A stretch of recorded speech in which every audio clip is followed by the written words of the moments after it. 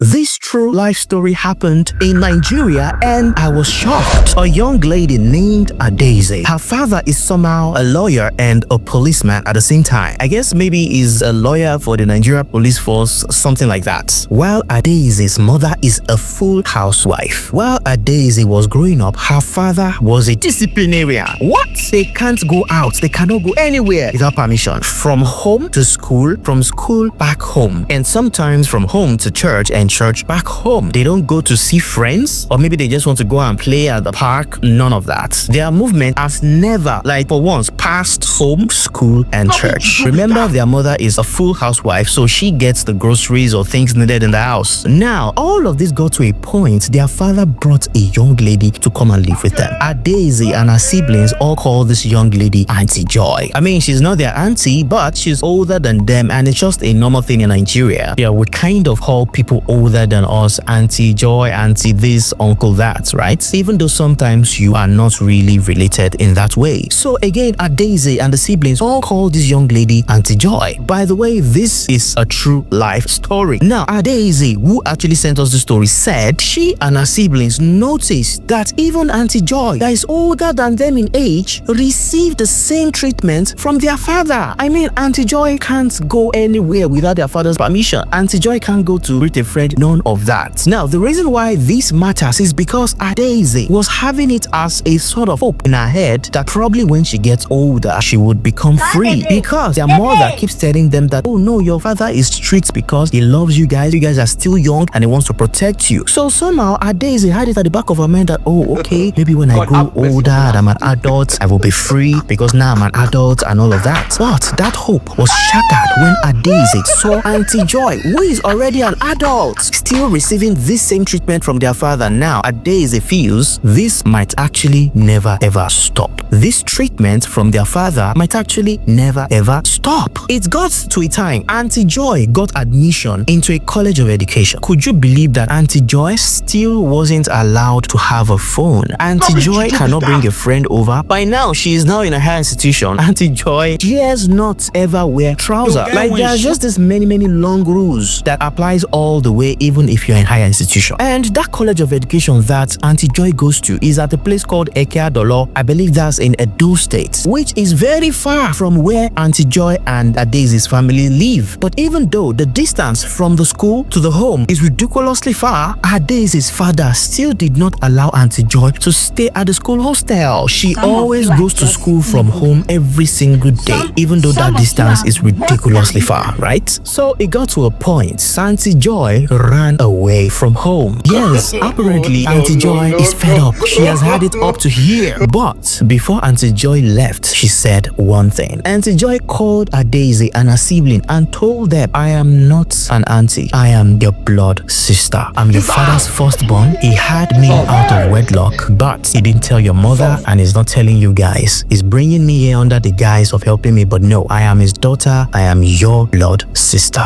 Huh.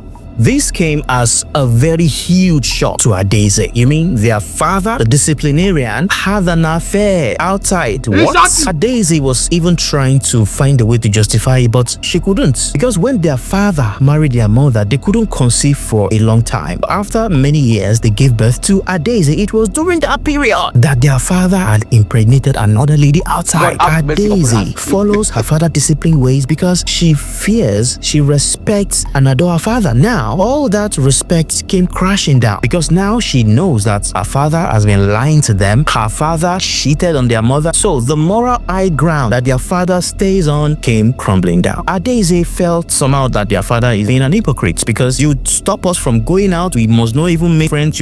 And you did this. But all of this was a couple of years back. Adaeze is now an adult. She is 20 years old. In fact, her younger sister, who Adaeze is 2 years older than, is now 18 years old, and the 18-year-old younger sister does not live with them anymore. She got admission into a university, and since then the younger sister refused to come back home. She hardly comes home except maybe Christmas holiday, but all the other breaks they have, no way. The younger sister found freedom after leaving home and refused to come back, all because of this their father's strictness, restrictions and all of that. Now, even though Adaeze is 20 years old now, but 2 years ago that was the first time she ever traveled in her life. Before then, they had always been at home, gone to school and gone to church. She has never traveled. Until this 2 years ago, right, when she was 18 years old, she traveled to a place called Agbo, still in Edo State. And it was at this Agbo that she met her current boyfriend, whom as of date, they've been dating for the past 2 years. Now, this boyfriend is really taking care of her. This guy spends a lot of money on her. I mean, their father pays school fees, their father feeds them, but they need more than that. And no, their father doesn't commit financially to all of that. They just make sure they are not hungry, they are well, and they make sure they can go to school. But you see, Adaeze's new boyfriend has been doing the other things financially for her since that 2 years ago. Because again, before, if Adaeze and her sibling wants to buy clothes, they want to buy this, the father is always saying, go and meet your mother. But now it has been Adaeze's boyfriend. Here is the problem. In the 2 years that she has been dating this guy, apart from when she traveled to Agbo and met him, she has not been able to travel again to go and meet the guy for the past 2 years. Ever since then, he has been the one coming down from Agbo to meet her. I mean, she wants to go and see him, she wants to spend time with him, but she cannot. Have you forgotten who her father is? I mean, he's not God, but he's not just a disciplinarian, he's also a policeman and a lawyer. So Adaeze is being really careful. She does not want problems for her boyfriend, so she's still complying with their father's rules and regulations. Adaeze is 20 years old, but she has no control over her life. Her father controls everything and everyone. In fact, their father has everything planned out. Adaeze is confused. She does not want to run away from home like Aunty Joy, but she does not also wish to lose her boyfriend. That is the first boyfriend she's ever having in her life, and she feels lucky enough that he has even been an amazing and responsible person and caring and loving to her. Now she's going to lose all of that just because of her father's strictness, even though for the past 2 years this boyfriend has been coming all the way from Agbo to see her. But she's afraid that for how long will it be one-sided? Will he be the only one putting in the effort? She's afraid he would get tired at the point. She's afraid he would meet somebody else that's not stressing him out. So she does not want to lose her boyfriend, and to top it all off, she's tired of living like this. She's there in the comment section saying, please, this kind of life that she's living, any advice, any opinion, what can she do? Her father is a policeman and a lawyer. She's afraid, but at the same time, she doesn't want to continue living like this. She doesn't want to lose the love of her life. Again, she's there in the comment section saying, please, any advice, any opinion, what can she do?